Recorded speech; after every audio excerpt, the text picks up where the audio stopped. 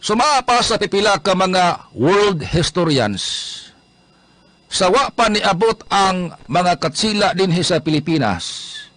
Naguna ang mga insik.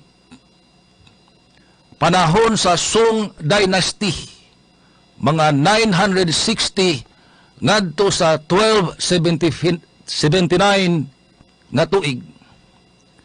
Ubos sa pagpango ni Emperor Taizu, ang mga insik nga gikan sa China ni biyahe sila sa nagkadaiya nga mga dapit sa kalibutan sakay silahang sakinan nga gitawag og champans. Base sa mga Chinese records nga gitawag og sandaw, dunay term nga gitawag og sandaw nga sumapa sa mga historians, posible nga nag-refer kini sa tulo ka mga isla, ang isla sa Busuanga, ang isla sa Kalamian, ug ang isla sa Palawan. Actually, kining tulo, pulos ni nahimutang sa Palawan, ang proper Palawan province, ang Kalamian, ug ang Busuanga. Ug ato ang i-analyze, kanang iriyaha din ha, dapita ang ato ang teritoryo sa West Philippine Sea. Sa Palawan, ang nailog na sa China nga Mischief Reef, mga 130 nautical miles gikan sa Palawan. Ang gi-occupy karon sa China nga Julian Felipe Reef, 175 nautical miles gikan pod sa Palawan. Lingon na mga historians. Paborito nga buwan nga mobiyahe ang China aron mo deal sa ilahang negosyo sa buwan sa Hunyo o sa buwan sa Hulyo. Og apil sa ilahang giarian ang Pilipinas. Nagda silang nagkadaiyang nga mga produkto. Gapas, unlan, arios, kutsara, plato, banig, ug uban pa. Ug ilang gidil ngadto sa mga lumad. Pero niadtong tungura diri sa Pilipinas, kay wa pa man na civilized ang ato ang nasod, na kuyawan pod ang mga insik og adto sila mo occupy sa dagkong teritoryo sa mama, kay basig pang ihawon sila sa mga lumad. Ang gihimos mga insik, usually, ilang gi-occupy ang nagkadaiyang mga dagat duol sa baybayon aron sa panahon nga pananglitan dunay mga lumad nga magdaog bangkaw aron targiton sila, sayo na sila sa pagsibat. Pero mamili po sila o mga lugar nga mahigalaon ang mga lumad ug mo welcome sa ilahang gida nga negosyo. Sumapa sa kasaysayan, panahon pa sa Song Dynasty. Sige kayo kuna ang Song Dynasty dito sa China 960 ngadto sa 1279 after death sa ato ang Ginoo. 12 AD or 960 AD ngadto sa 1279 AD. Now, unsa may nahitabo, ang mga insik kay nagsige silang negosyo, kay grabe na mga kayo ang tensyon dito sa China. Ang mga warlords, ang mga landlords, ikaw nga naayuta, ilungang kagyuta, ang uban nilikay sa tensyon, nanimpad, sakay sila ang mga sakinan sa kadagatan, apil sa ilahang napadparan ang Pilipinas, o posibleng ang ilahang naagian, kalarong teritoryo nga giilugan sa nagkadayang mga nasod ang Spratly Islands. Now, naibaw ta nga sa tuang Philippine history niabot ang mga katsila pinaagi ni Fernando Magallanes nga usa ka Portuguese 1521. Then wa man nagmalampuson si Magallanes pag sakop sa Pilipinas, kay gipatay siyang Lapu-Lapu. Panahon ng Miguel Lopez de Legazpi, diha na nakapanukad og Mayo ang mga katsila diri sa Pilipinas. Og sobra tas 300 katuig nagi ulipon sa mga katsila. Ang ato ang mga revolusyonero nga wa na makaagwanta sa panaog-daog sa mga katsila ni alsa ug unya sa diha makasama nga ang uban nga mga nasod duna say conflict. Interesado ang Amerika sa Pilipinas aron way dugoon nga mahitabo ang duha ka mga nasod, ang Espanya nga niulipon sa Pilipinas ug ang Amerika, nagsabot-sabot sila ug nagpinirmahay og treaty usa ni ka international nga kasabutan tali sa mga nasod. Kay ang Pilipinas naman ug ang Espanya mo'y nagsabot, sila ran duha mo'y dunay agreement ani. Nagkasabot sila nga aron wala idiguon ng panghitabo, aron dili na magka-gira, ibaligya sa Espanya ang Pilipinas ngadto sa Amerika sa kantidad nga 20 million US dollars. O gipirmahan ang Treaty of Paris December 10, 1898. December 10, 1898 nga gipirmahan ang usa ka treaty, ang gitawag og Treaty of Paris, nga nagbaligya sa Pilipinas gikan sa Espanya ngadto sa Amerika sa kantidad nga 20 million US dollars. Human nga nasakop na sa mga Amerikano ang Pilipinas, tanaw sa Amerika ang ato ang mga kaigsunan gusto gyud nga magkinaugalingon og dili magpadiktar og langyaw. Busa gianad-anad sa Amerika ang Pilipinas nga makabarog sa kagulingong panggobyerno, namugna ang gitawag og Commonwealth Republic. Ang labing una natong presidente sa Pilipinas ubos sa Commonwealth Republic si Manuel Quezon. Pero ang apil sa gi-recognize nga presidente sa Pilipinas ug labing unang presidente sa Pilipinas panahon sa revolusyon mao si General Emilio Aguinaldo. Actually, dunay duha ka pitsa sa ato ang independensya sa Pilipinas.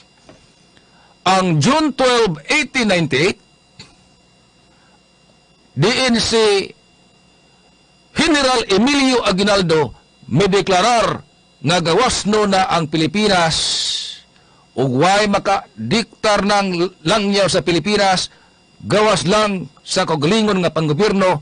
June 12, 1898, gideklarar ang gitawag og self-declared independence. Pero niulbo ang gubat ang World War II ug human nagmadaugon ang gubat batok sa Japan. Kay ang mga Hapon maoy ni sung paingon nganhi sa Pilipinas, kay kadto mga kaalyado sa Amerika, sulngon pod sa mga kaalyado sa Germany ug niadtong tungura ang Japan kaalyado man sa Germany. Ilahang misyon sulngon ang mga kaalyado sa Germany ug usaani ang Pilipinas. Gigira tas mga Hapon o nilaban pod ang Amerika diri nato. Humalag madaugon ang Amerika ug ang Pilipinas sa gira batok sa mga Hapon. Niadtong July 4, 1946, ang Amerika ni hatag makasama og independence sa Pilipinas. So kining independence ron nga ato ang gitagamtam, isip country, although ang ato ang tiyan nagkutoy kadaghan pa mga Pilipino karon ang way klarong trabaho, utang ni nato gikan sa Amerika. Bisan ang ato ang mga sinultihan mga medium of instruction sa eskwelahan, English, ato ang mga libro nga mabasahan, English. Tungod ni sa mga Amerikano nga ni-introduce mga kasama sa pinulungan nga English. Ato ang mga lawmakers, ato ang mga abogado, o magdebate, English ang dialect nga gamiton. Ato aning nasunod sa Amerika. Kay bisa ng ato ang educational system, apil na ang ato ang mga pamalaon sa Pilipinas, dako og influence ang Amerika dahil nato. Now, human sa July 4, 1946, di ang gideklarar sa Amerika nga doon na independence ang Pilipinas, gipasagda na tas Pilipinas. Nga ang mga Pilipino na mao'y muda, magpili tag-agulingon na itong presidente, o uban pa mga leader nga muda na to, pero pabilin makasama ang maayong relasyon sa Pilipinas o sa Amerika. Gani matag July 4, naatay gitawag og Filipino-American Friendship Day. Ato nang i-celebrate matag tuig July 4. Doon nagipirmahan nga mga agreements nga panahon nga mga tubang og hulga sa kalinaw ang Amerika ug ang Pilipinas magtinabangay. Ug ang Pilipinas mao'y maproblema, mutabang ang Amerika sa atua. Ug ang Amerika sa mo'y mo request og tabang, mupadapod ta og trupa sa Pilipinas paingon ngadto sa Amerika. Ang pinakabag-oron nga kasabutan kining gitawag og RP-US Mutual Defense Treaty. Nga panahon nga mag-ungaw makasama sa kagubot ang Pilipinas o mo request ang Pilipinas sa Amerika nga Amerika padani mi diri og mga sundao kay amo adiri mga barko tayaon. Ang amo diri mga chopper dali ra ma-crash. Wa may sarang diring kahimanan para gubat hasta amo Armalite ig kabits katilyo mo kagar. Padani mi dinhi og assistance Amerika. Obligado po ng Amerika mo padana to og assistance. Kana may gipirmahan ang gobyerno sa Pilipinas ug ang Amerika nga gitawag og Mutual Defense Treaty. Pero ang Amerika di na basta-basta po nga magpadaog ilahang trupa kundi mo request ang Pilipinas. Sama sa hitabo ron dire sa Spratly Islands. Di inaani na ang ato arong teritoryo nga giyak anas mga barko sa mga insect ang gitawag og Julian Felipe Reef. Karon itingog na ang Amerika, pinagi sila ang spokesperson. Matod pa sa spokesperson sa State Department sa Amerika nga si Ned Price, ang Amerika dili maghinanaw lang og unsay problema sa mga kaalyado sa Amerika. Og matod pang Ned Price, iyang giwarningan ang China, hunungan na ng inyong pagpanghulga sa Pilipinas, kay ang Amerika dili maghinanaw anang problemaha. Dunay kasabutan ang gobyerno sa Pilipinas ug ang Amerika pinagi sa gipirmahan nga Mutual Defense Treaty. Pero ang problema ron, kaya man may relasyon si Presidente Rodrigo Duterte ug sa Amerika. Ha? Og si Barack Obama pagkaharon mao ay presidente sa Amerika, kapila na ka nag-ifyo-ifyo ni Digong, pero di man niya madaog ifyo-ifyo si Joe Biden kay musukol man po binirahay si Joe Biden.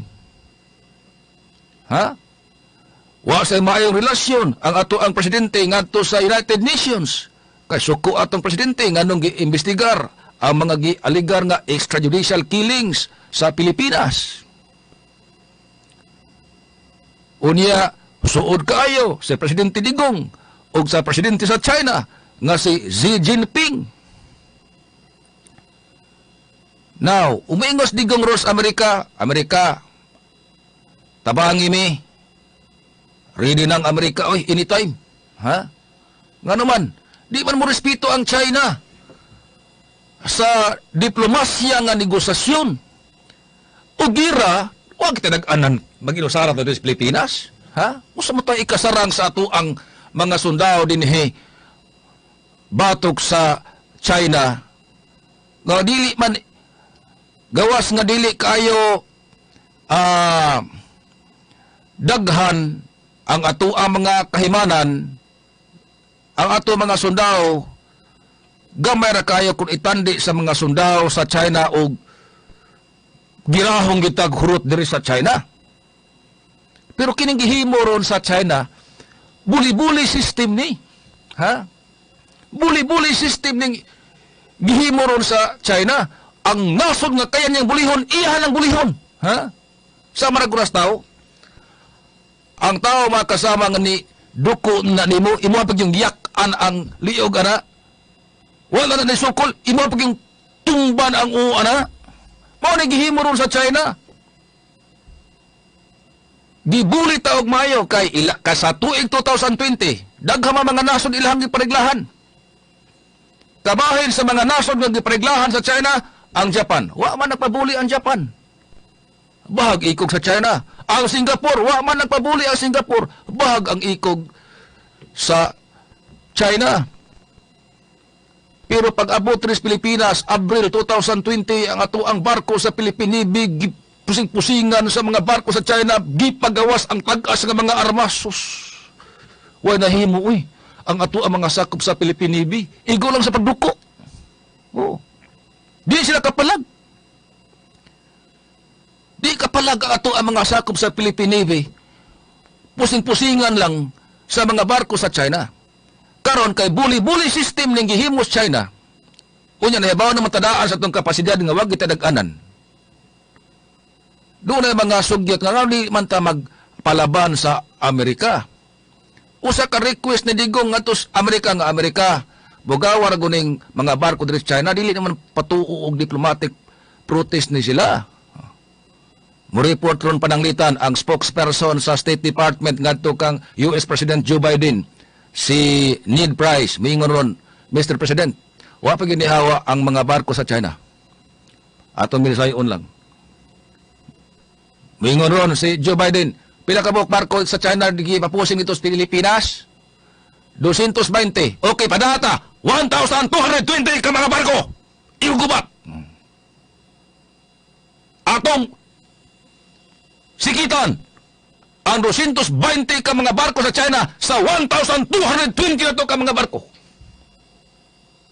Padadan diri, siya ro dili mabalibuan ang China? Ha? Unya, pada silang mga fighter jets, mga eroplano iugubat, mga chopper. Oh. Pandungan sa mga chopper sa Amerika ang mga barko sa China. Di ka mabalibuan ang China na? Ha? Kay ang batasan na ng China, asa tong nason nga kayan lang bulihon gina. Sige, kayo na ako, sa akong example, samar na tao, wala nag-ana nimo, niduko na na, imo bagyong gitumba na liog, wala ikasukol, imo bagyong tumba ng o, sobra na ba nga abuso?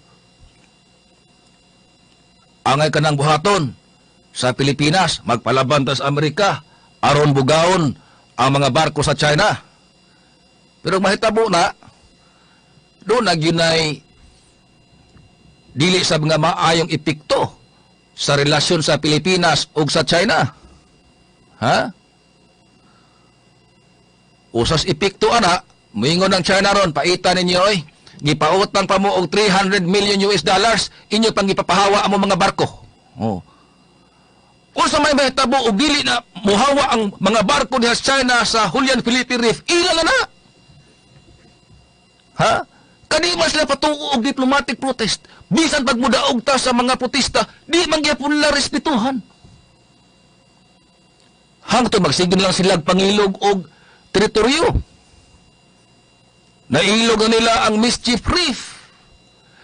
Karon ang Julian Felipe Reef na sab ang ilang gituyuan. Sima ko makakita ron ang China address Mactan Channel ug mingon pod ang Mactan mingon pod ang China nindot pod ang Mactan da ato ana. Oh, ila pong ang kunon. Katilaw sila espada ni Dato Ahong ug mauna. Ha? Pero ato nga pangutanon ang pulso sa katilingban. Para ninyo, kinahanglan ba gyud? Sakto kaha nga ang Pilipinas mangayo na og tabang sa Amerika aron bugawon ang mga barko sa China?